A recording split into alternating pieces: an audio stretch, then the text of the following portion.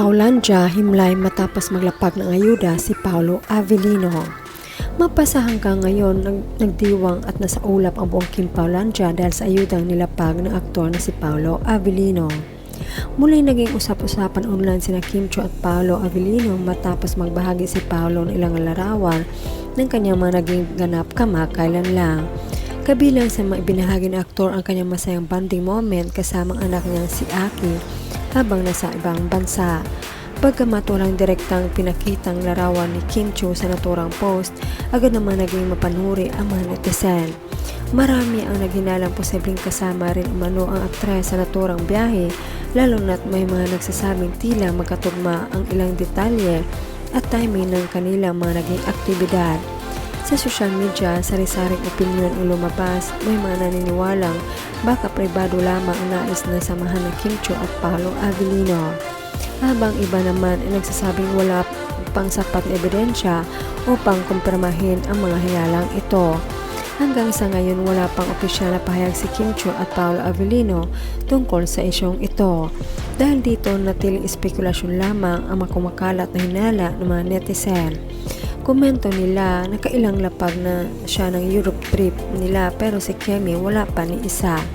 Kailan kaya natin makikita ang OOTD niya doon? Ang bilis din nag-like ni Wifey. Mabilis talaga magkasama malay natin si Kemi lang din yan ang naglapag kasi siya may hawak sa CP, Char.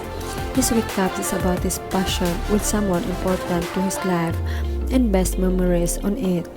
Unang kamera pa ang evidence na kasama ang chinita. Nakalimutan mong tanggalin. Sweet nilang tatlo, talagang family bonding silang tatlo. Kim, Paolo Avellino at Aki Avellino, happy Kim Pao. Siguro si wife ang nagpipicture. Ipinasyal si Aki, tatlo sila ng bonding at happy family pa. Himlay malala, si Papi talaga ang nagpost.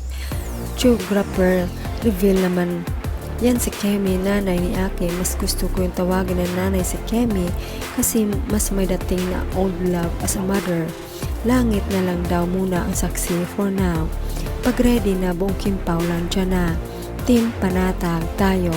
Mga detective na ang mga Kim Paulandia, grabe walang maitago.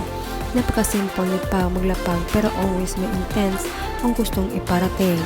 Thank you Pao, happy naman kami Kim Paulandia. Sa kabila nito, patuloy pa rin sinubaybayan ng kanilang mga tagahanga ang bawat update ng dalawa.